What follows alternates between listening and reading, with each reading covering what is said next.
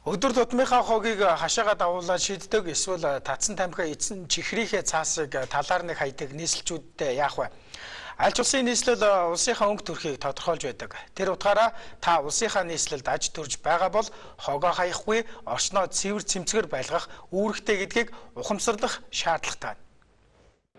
Нийслэлийн захирчийн ажлын албанаас хог хаягдаа зайлуулахад энэ жил 1.2 тэрбум төгрөг төсвөлжээ. Жил бүр төсвөлдөг энэ мөнгийг иргэдийн захиргаа хийсэн хогийг зайлуулах биш, орчны тохиолдолд зарцуулбал илүү хэрэгтэйсэн. Гэтэл иргэдийн хогоо хайсаар байдаг түүнийг нь цэвэрлсээр л байдаг. Энэ байдлаараа үргэлжлүүлвэл нийслэлчүүд бид хязгаарч цэвэр орчинд ажиллаж амьдрах үнэ. Тиймээс энэ байдлаа тэмцэж иргэдийн ухамсар хандлагыг өөрчлөхийн тулд хогоо ил задгаа хаягдах хариуцлага тооцдог болох гэж байна. Энэ одоо яг нэг үүсэж байгаа шалтгааныг зөвөр ямар нэг тээвэрлэлт муу байна гэдгээсээ илүүтэйгээр нөгөө талаас нь харах хэрэгтэй юм. Зүгээр л иргэд өнөхөр олон сар хоригдлогдсон бол их хэмжээний хог гаргаж хийх хэрэгтэй. Иргэд бол тэхгүй байна. Зүгээр нэг өдөр үүссэн тортой хогоо зүгээр барайл хажуулагын гудамжинд хайчиж байна. Энэ бол ерөөсөө иргэдийн өөрийнх нь ухамсар. Ер нь гэхдээ бол энэ хогийн баазууд бол ерөөсөө хогоо ачихгүй байгаа шүү дээ. Ерөн хаяал нэг ачна гэхээс байнга бол сар сардаа л ачдаггүй шүү дээ. Тэгэл бөөн хил ам болоод хогоо ачны тэрэг сүулдэ бүр болохоо л өөрсдөө ачаал. Ачгүй. Энэ агуун дэд нэг өнгөд уул айсан шүү дээ. Одоо манайхад ашиг дайс бахан улаа өгдөг байх шүү дээ. 10 сараас хойш юу ачгүй. Бол хайдаг шүү дээ. Заримдаа ачвал заримдаа явдаг шүү дээ. Тэгээ хогныхоо мөнгийг тогныхоо мөнгнөөс аваад байгаа шүү дээ. Хогоо ерөөс ачдаг шүү дээ. Дунаас хойш тогны мөнгө тогоо тавилал тогны мөнгө эхэлж гэсэн нэг ч ачуулаагүй. 6 сараас хойш одоо энэ өнөөдрийг хүртэл бүтэн бараг жил ачуулаагүй л шүү.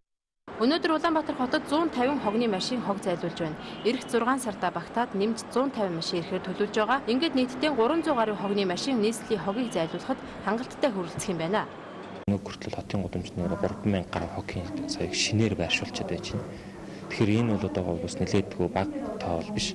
Ер нь одоо энэ тоо бол жилдээ нэг 800-аас 1000 орчмоор бид бол нэмэгдүүлэх юм төлөвлөгөөтэй ажиллаж байгаа. Энэ 12 онд ч гэсэн одоо бид нэлээдгүй хогийн саягаас хийхээр төлөвлөлт одоо явж байна. Бид 12 онд гэр хорооллын гудамжуудад одоо томоохон блокон хийсэн том хогийн цэгүүдийг байгуулахаар төлөвлөжсөн. Одоо ажлууд нь энэ 5-6 дугаар сар одоо хийгдэхэр төлөвлөжсөн явж байна. Бүх бэлтгэл ажлууд хангагдчихсан явж байгаа. За тэгээд гүшүүн цуслан ногоон бүсүүдэд энэ одоо том хэмжээний зөвлөлтийн хогийн цэгүүдийг бас барих. Энэ ажлууд бас энэ 5 дугаар 6 дугаар хийгдэхэр бүх бэлтгэл ажлууд нь хангагдчихсан. Ингээд явж байгаа.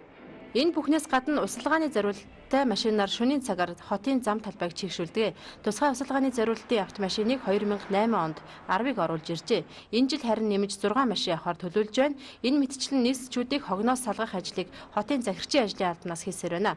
За гэвч хоггүй цэвэр цэмцгэр орчныг хотын захирагчийн ажлын албач биш, хот тохижуулах компаниуд ч биш, их хотын иргэн бүрийн оролцоотойгоор бүрдүүлж чадах юм.